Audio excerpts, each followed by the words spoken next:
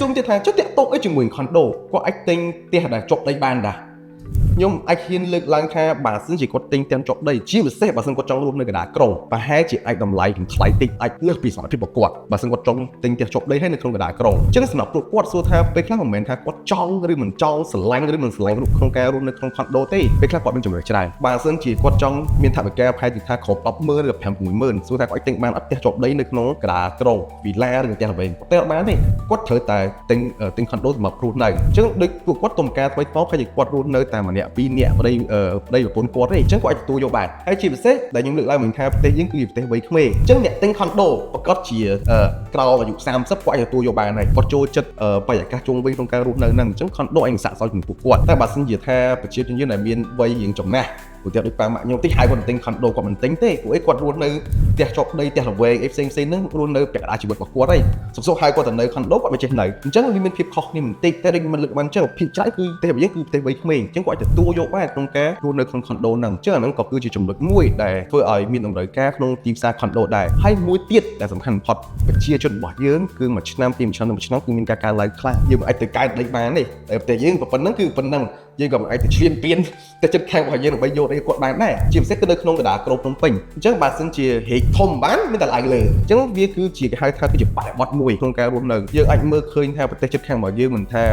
ប្រទេសណាក៏ដោយសិង្ហបុរីក៏ដោយទោះថាពីមុនក៏គាត់ចូលចិត្តរស់នៅផ្ទះជាប់ដីដែរតែសម្រាប់គាត់មានជម្រើសហត់ឥឡូវយើងសាកទៅស៊ូខុនដូនៅក្នុងកណ្ដាលក្រុងមួយមិនថាទំហំប៉ុណ្ណាទេខ្ញុំគិតថាយ៉ាងហត់នោះវាលៀនឡើងហ្នឹងហើយអញ្ចឹងវាគឺជាបរិបទមួយតែសួរថាចុះពេលយើងទិញខុនដូយើងត្រូវការស្វែងយល់ពីគេខ្លះអញ្ចឹងដូចខ្ញុំបាននិយាយមិញអញ្ចឹងគឺទីផ្សារខុនដូនៅថ្ងៃអនាគតវានឹងមានការបែងចែកច្បាស់លាស់ទិញឲ្យត្រូវទីតាំងជាពិសេសអញ្ចឹងខ្ញុំហ៊ានលើកឡើងប្រហែលចំណុចឧទាហរណ៍ដូចថាទី1គឺគាត់ត្រូវទិញឲ្យចំទីតាំងឬក៏តំបន់ដែលមានតម្រូវការខ្ពស់ហ្នឹងហើយទី2គាត់ត្រូវឆែកមើលថា property នៅឈ្មោះគេហៅថាក្រុមហ៊ុនគ្រប់គ្រងក្នុងអគារហ្នឹងគឺឧទាហរណ៍ថាដូចសេវាកម្មគាត់សន្តិសុខរបស់គាត់ល្អឬមិនល្អហើយជាពិសេសគឺតម្លៃគ្រប់គ្រងគឺវាសមរម្យអញ្ចឹងទី3គឺតាក់ទងជាមួយនឹង condo ដែលគេហៅថាមិនមែនជាអគារខ្មោចពាក្យថាអគារខ្មោចមាននឹងមិនមែនថាយើងទិញនេះប៉ះចំគម្រោងស្អុយគេអត់សងណាពេលខ្លះយើងត្រូវទិញគម្រោងណាដែលភាគច្រើនគាត់លក់ឲ្យប្រជាជនខ្មែររបស់យើងហើយលក់ឲ្យអ្នកដែលមានតម្រូវការនៅពិតប្រាកដប្រើប្រាស់ពិតប្រាកដអាហ្នឹងមិនសំខាន់ឧទាហរណ៍បើសិនថាគាត់ទិញលក់ឲ្យតែជនបរទេសឬក៏ភាគច្រើនគឺអ្នកវិនិយោគអញ្ចឹងធ្វើឲ្យមានរឿងមួយកើតឡើង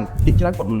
មិនមែនជាអ្នកប្រើប្រាស់ពិតប្រាកដអញ្ចឹងធ្វើឲ្យអាគារនោះទៅបីជាសងហើយបកោសងហើយខ្លាចទៅជាអាគារខ្មោចអត់មានអ្នកជួលឬថាយើងចង់លក់បញ្ចេញវិញក៏ពិបាកលក់បញ្ចេញយប់ឡើងអត់មានបើកភ្លើងសុកសួរថាយើងដល់ឯងនៅអញ្ចឹងអាហ្នឹងក៏វាជាបញ្ហាមួយទៀតដែលយើងត្រូវការសិក្សាដែរមួយទៀតគឺតាក់ទងជាមួយនឹងតើតំបន់ហ្នឹងគឺជាតំបន់មានតម្រូវការខ្ពស់ឬក៏អត់ព្រោះបើសិនជាគាត់ទៅទិញ condo តែនៅផ្លូវជាតិលេខ3នៅវាសេអញ្ចឹងអាហ្នឹងប្រហែលជាអាចចំណេញបានតែប្រហែលជាវាមិនមែន10ឆ្នាំទៀតទេប្រហែលវាចូល20ឆ្នាំក្រោយ40ឆ្នាំក្រោយហ្នឹងយើងមើលមិនឃើញអញ្ចឹងឆ្លើយនឹងសំណួរតម្លៃម្ដងទៀតទីផ្សារខុនដូនឹងមានអនាគតនឹងរីកចម្រើនប៉ុន្តែគឺតម្រូវឲ្យយើងសិក្សាច្បាស់ជាមួយនឹងទិញឲ្យបានត្រឹមត្រូវទៅលើគម្រោងសិក្សាទៅលើគម្រោងជាមួយទីតាំងជាដើមអញ្ចឹងនៅក្នុងរយៈពេលខ្លីនឹងមានការផលប៉ះពាល់តែបើសិនយើងមើលរយៈពេលវែងនឹងមានការរីកចម្រើនបាទចា៎ហ្នឹងគឺជាចម្លើយរបស់ខ្ញុំចាអរគុណច្រើនបងនេនចំពោះការចែករំលែកនៅថ្ងៃនេះចាអញ្ចឹងសម្រាប់បងប្អូនដែលចង់ដឹងពីចំណេះដឹងពីទីផ្សារ condo ឬមួយក៏ព័ត៌មានទាន់ហេតុការណ៍ពីទីផ្សារ condo បងប្អូនអាច subscribe ទៅលើ Telegram យើងបានអរគុណច្រើន